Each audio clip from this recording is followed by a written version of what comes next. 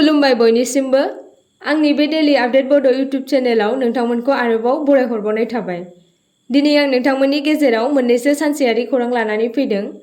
आं आसा खालामो नोंथांमोना भिडिअखौ जोबजासिम नायलांगोन आरो लोगोसे चेनेलखौ साबस्क्राइब खालामनानै लागोन। दिनैनि गिबिसिन खौराङाव दङ आसामाव फालांगियारि गोहो जौगाहोनो थाखाय लाइमोनफोरनो चिफ मिनिस्टार आत्मनिर्भर आसाम अभियान 2.0 खौ आसामाव लाइमोन हौवाफोर आरो हिन्जावफोरनि फालांगियारि थुलुंगाखौ जौगाहोनो थाखाय हिमन्त बिश्व शर्माया मैया चिफ मिनिस्टार आत्मनिर्भर आसाम अभियान 2.0 बेखेवदों।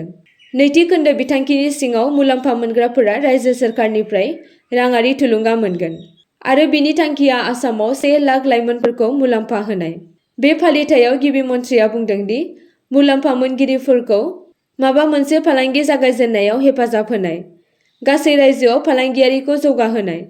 चिफ मिनिस्टार आत्मनिर्भर आसाम अभियान 2.0 नि सिङाव मुलाम्फा मोनग्राफोरा गावसोरनि फालांगिखौ हेफाजाब होनो थाखाय 5 लाख आरो 2 लाख रांनि थुलुंगा मोनगोन।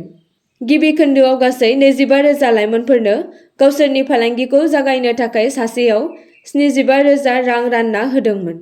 मख'जाथाव दि चिफ मिनिस्टार आत्मनिर्भर आसाम अभियान 2.0 नि थाखाय रेजिस्ट्रेशनआ 18 नबेम्बरसिम खुला दङ। उफ्रा बिसायख'थि जानो गोनां मोनबा बियाबनि आर'ज गाबगिरिफोरा मडेल कड अफ कन्डाक्ट जोबनायनि उनाव बिनि थाखाय आर'ज गाबनो हागोन। नैथि खौराङाव दङ बिजेपि एमएलएफोरा गाहाय मन्थ्रि नरेन्द्र मदिनिसिम लाइजाम लिरनानै मणिपुरनि गिबि मन्थ्रिखौ बोखारनो खावलायदों।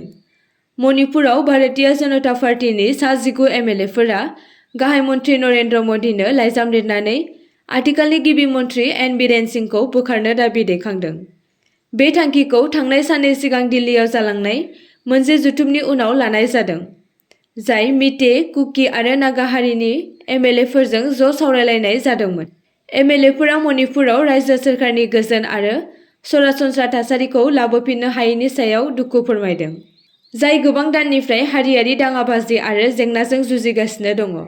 सागान होग्राफोरनि गेजेराव आयेन आफादनि बुंथिगिरि टकसम सत्यव्रत सिंह, मन्थ्रि थंगाम बिश्वजित सिंह आरो यांनाम खेमचांद सिंहबो दङ, जाय रायजोआव सोलिबाय थानाय हारियारि आंखालखौ सुस्रांनायाव एन बीरेन सिंहनि दैदेननायनि आंखालखौ मुंख'दों। बिथांमोनहा लाइजामाव फोरमायदों दि सोलिबाय थानाय हारियारि दाङाबाजिखौ सुस्रांनो आरो रायजोनि थासारिखौ आरोबाव गाज्रि जानायखौ होबथानो थाखाय गिबि मन्थ्रि एन बीरेन सिंहखौ बोखारनाया गोनांथार। मणिपुराव गोबाव समनिफ्रायनो थागिबि कुकी सुबुंफोर आरो मिते हारिनि गेजेराव हारियारि दान्थे-बिदान्थेनि थाखाय लकडाउन थासारियाव दङ। थामथि खौराङाव दङ इन्टारनेटनि हेफाजाब गैयालासे माखासे खाबुखौ मोननो हासिगोन। आथिखालाव गोबां सुबुंफोरा गोबां खामानिफोरनि थाखाय इन्टारनेटनि सायाव सोनारो, नाथाय गोबां बाहायगिरिफोरा नेटवार्कनि जेंनाजों मोगा-मोगि जानाङो आरो माखासे गोग्लैसोनानै थानाय खना-खनला ओनसोलफोरावबो गोबां इन्टारनेटनि जेंनायाव गोग्लैयो। बिनिनो बे खेबाव नेटवार्कनि जेंनाखौ फोजोबस्रांनो गिदिरथार थांखि लादों BSNL आ। इन्टारनेटनि मदद गैयालासे फन रायज्लायनो हागोन, मेसेज खालामनो हागोन, भिडिअ' कल आरो अडिअ' कल खालामनो हासिगोन होनना फोसावदों। बे जेंनाखौ फोजोबस्रांनो थाखाय BSNL आ गोदान टेक्न'लजिजों खामानि मावगासिनो दङ। भारतआव BSNL आरो बियासाटआ जथायै थाबैनो मोनसे गोदान टेक्न'लजि डाइरेक्ट टु डिभाइस सेटेलाइटखौ लन्च खालामनो थांगासिनो दङ।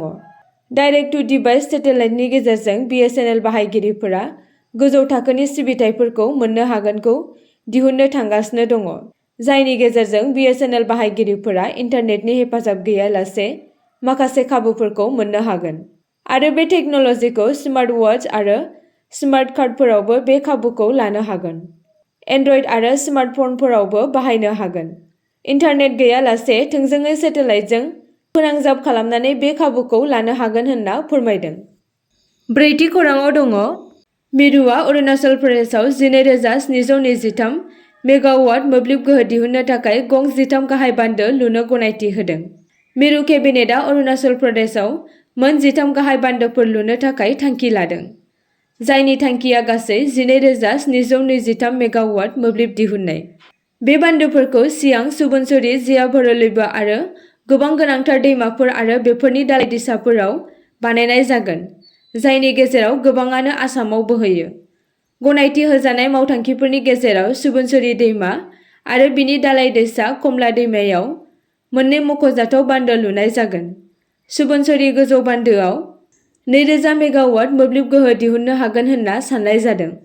बबेखानि सुबुनसरी गेजेर बान्दोखौ 1800 मेगावाट मोब्लिब गोहो दिहुननो थाखाय डिजाइन खालामनाय जादों।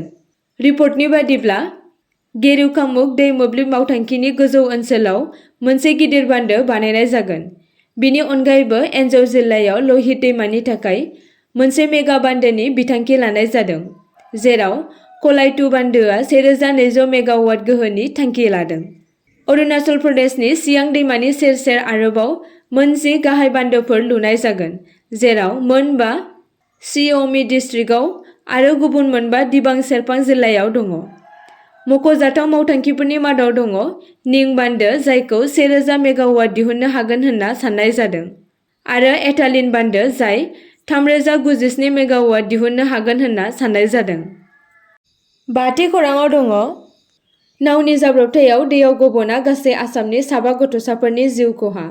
आसाम रायजोआव मैया 7 उन्दै गथ'साफोरनि दुखुनांथावै जिउ खहा जानायजों साग्लोबजादों। गथ'फोरनि गोथै सह'खौ गुबुन गुबुन दुखुनांथाव जाथायफोराव मोन्नाय जादों। जरहाटनि तिताबराव काकरडंगा दैमानिफ्राय सासे 4 बोसोर बैसोनि गथ'नि जिउ गैयै गोथै सह'खौ बोखांनाय जादोंमोन। बे नागिरना दिहुननाया जायगानि सुबुंफोरखौ दुखु फोरमायदों। नगावनि खामपुराव आरोबाव मोनसे दुखुनांथाव जाथाय जादोंमोन, जेराव 2 एबा 3 बोसोर बैसोसो सासे खुदियाखौ कपिली दैमायाव गोजावना थानाय मोनदोंमोन। जायगानि सुबुंफोरा बयनिख्रुइबो सिगांसिन गोथै सह'खौ नुदोंमोन आरो गोख्रैनो पुलिसनो खौरां हरो। बे समावनो हजाइनि कपिली दैमायाव मोनसे नाव जाब्रबथाय जानायनि मोनसे गुबुन जाथाय जादोंमोन। गथ'साफोर आरो हौवासाफोरजों लोगोसे सा 10 सुबुंफोरा बृहस्पतिबारनि मोनायाव भावना दिन्थिफुंनायखौ नायनो थाखाय गरिमारीनिफ्राय थाराडुबी लक्ष्मीनारायण नामकर 2 नं फारसे थांगासिनो दंमोन, जेराव सा 8 सुबुंफोरखौ रैखा खालामनाय जादोंमोन। 2 गथ'साफोरनि जिउआ दुखुनांथावै गोमादोंमोन। सासे 2 बोसोर बैसोनि गथ' अनुराग बर्मनखौ नागिरना मोनाखै। फारसेथिं 3 बोसोर बैसोनि शिवा बर्मनआ दैयाव गबयो। फुङाव जायगानि सुबुंफोरा दैमायाव गोजावनाय शिवा बर्मननि गोथै सह'खौ नागिरना मोनो आरो अनुरागखौ नागिरनो नाजानाया दासिमबो सोलिगासिनो दङ। आरोबाव बङाइगावनि गेरुकाबारियाव मोनसे दुखुनांथाव जाथाय जादों, जेराव सासे 4 बोसोर बैसोनि अंकुश शर्मा रायआ हरखाबै फुख्रियाव गोग्लैनानै जिउ खोमायो। थैनाय गथ'आ प्रदीप शर्मा रायनि नैथि फिसाज्लामोन। नसुंसेनि बिपुल बिश्वासनि फुख्रि खाथियाव गेलेबाय थानाय समावनो उन्दै गथ'साया दुखुनांथावै दैयाव गोग्लैयो आरो गबयो। 6थि खौराङाव दङ बेंक पेन्सनारफोरा गुवाहाटीआव हेंथा सोमावसारदों, पेन्सन आपडेट खालामनो दाबि खालामदों। आसाम हादोरसा कमिटि बेंक पेन्सनारफोर आरो आजिरा मोननाय आफादफोरनि गोरोबलायनायाव मैया भिआइपि रडनि सासोलाव फुंनि 11 रिंगानिफ्राय बेलासिनि 1 रिंगासिम हेंथा दिन्थिफुंदों। बे हेंथा दिन्थिफुंनायनि थांखिया बेंक पेन्सनारफोरनि गोबाव समनिफ्राय थाबथानानै थानाय दाबिफोरखौ सुफुंनो थाखाय भारत सोरखार आरो इन्डियान बेंक एस'सिएशनखौ गोख्रों खावलायदों। हेंथा दिन्थिफुंनाया बेंक पेन्सन रेगुलेशन 1995 जर'खायै नेम 35 आव होनाय राहाफोरजों गोरोबनानै पेन्सन आपडेट खालामनो दाबि खालामदोंमोन, जायखौ 2003 मायथाइयाव सोदांनाय जादोंमोन। नेमखान्थिफोरनि बायदिब्ला बेंक पेन्सनारफोरा बेंक मावफारियाफोरनि थाखाय मोनफ्रोम दान बान्था सोदांनायनि उनाव बांसिन पेन्सन मुलाम्फाफोर मोननो हागोन। बबेखानि बेफोर राहाफोर थासेयावबो सोरखारि आरो सोरखारि नङि मोन्नैबो सेक्टरनि बेंकफोरनि पेन्सनारफोरा 10 बोसोरनि बांसिन समनिफ्राय गावसोरनि पेन्सनखौ बांनाय नुनो मोनाखै। बिनि उल्थायै रायजो आरो मिरु सोरखारा आरबिआइ आरो आइडिबिआइजों लोगोसे गुबुन सेक्टरफोरनि पेन्सनारफोरा रोखोमसे नेमखान्थि बायदियै गोदान पेन्सन मोनगासिनो दङ। बियो बेंक पेन्सनारफोरखौ गोग्लैसोनाय आरो नेवसिजानाय मोन्दांथि होदों, जायनि थाखाय हादोरनाङैनो गुवारै हेंथा दिन्थिफुंदों। जइन्ट कनभेयर कीर्ति मोहन भट्टाचार्यआ हेंथा दिन्थिफुंनायाव बुंदों दि जों गोबाव समनिफ्रायनो सहायबोगासिनो दङ। गोबां बोसोरनि खावलायनाय आरो सावरायनायनि उनावबो बिबानगिरिफोरनि जेबो राहा लानाय जायाखै। जोंनि गारांखौ खोनासंनो थाखाय लामायाव ओंखारनायनि अनगा जोंनाव जेबो राहा गैया। 7थि खौराङाव दङ गावनि 5 बोसोर बैसोनि फिसाज्लाखौ बुथारनायनि दायनिगिरि बिमाखौ हमबाय। सुप्रिया चक्रवर्ती मुंनि सासे बिमाया गावनि 5 बोसोरनि फिसाज्ला अभयमन्युखौ बुथारनायनि थाखाय हमनाय जाबाय। बे जाथाया दुर्गा फुजानि फोरबोनि समाव सासे हौवासा गोमानायनि उनाव जादोंमोन। गोजाम रामकृष्ण विद्यापीठ फरायसालिनि गेलेग्रा फोथारनि साखाथियाव थाग्रा अभयमन्युआ दुर्गा फुजानि समाव गोमानायनि खौरां मोनदोंमोन। उनाव बिथांनि गोथै सह'खौ थांनाय समबाराव बुरिदिहिं दैमानि रुगुंनिफ्राय बोखांनाय जादोंमोन। जायगानि थागिरिफोरा जाथायनि सायाव मोजाङै नायबिजिरनो दाबि खालामनानै रागा जोंनाय आरो दुखु फोरमायो। नाथाय नायबिजिरनायनि उनाव मिथिनो मोनो दि हौवासानि थैनायनि दायनिगिरिया गावनि बिमायानो। सासे जोनोमगिरि बिमाया माबोरै एसेबां अनागारि जानो हागौ? मा रोखोमनि अनागारथिया सासे बिमाखौ गावनि फिसाखौनो बुथारनो थाखाय थुलुंगा होयो? बे बाथ्राखौ सासे जायगानि थागिरिया बुंदों। 10 अक्ट'बर खालि अभयमन्यु गोमानायनि सोमोन्दै मार्गेरिटा पुलिस थानायाव मोनसे गसर थिसननाय जादोंमोन। बबेखानि नायबिजिरनायनि समाव सोमोनांथाव गुदि खिथाफोर नुजाथिदोंमोन, जायनि जाहोनाव बिमाखौ खानाय जादों। गुवारै सोंनाय-फिननायनि उनाव सुप्रिया चक्रवर्तीखौ मैया हमनाय जादों। दिनैनि जोबथा खौरांआव दङ। आइजोफोरा दारि लाग्रा हौवाफोरनि सायाव हेंथायै गोख्रों सोमावसारदों। दारि गोनां हौवासाफोरनि सायाव सोमावसारदों इन्दरनि माखासे लाइमोन सिख्लाफोरा। आरो दारि गैयै हौवासाफोरनि सायाव बांसिनै अनसायदों लाइमोन सिख्लाफोरा।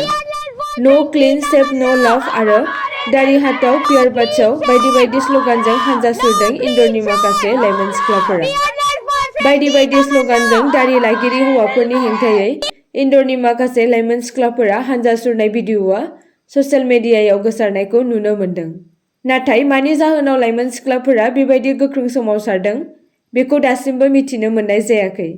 बेबायदि हानजा सुरनायनि आन्दोआव मा जाहोन दङ, बेखौबो मिथिनो मोननाय जायाखै। आसा खालामो नोंथांमोना भिडिअ'खौ नायनानै मोजां मोनगोन आरो चेनेलखौ लाइक आरो साबस्क्राइब खालामनानै लागोन।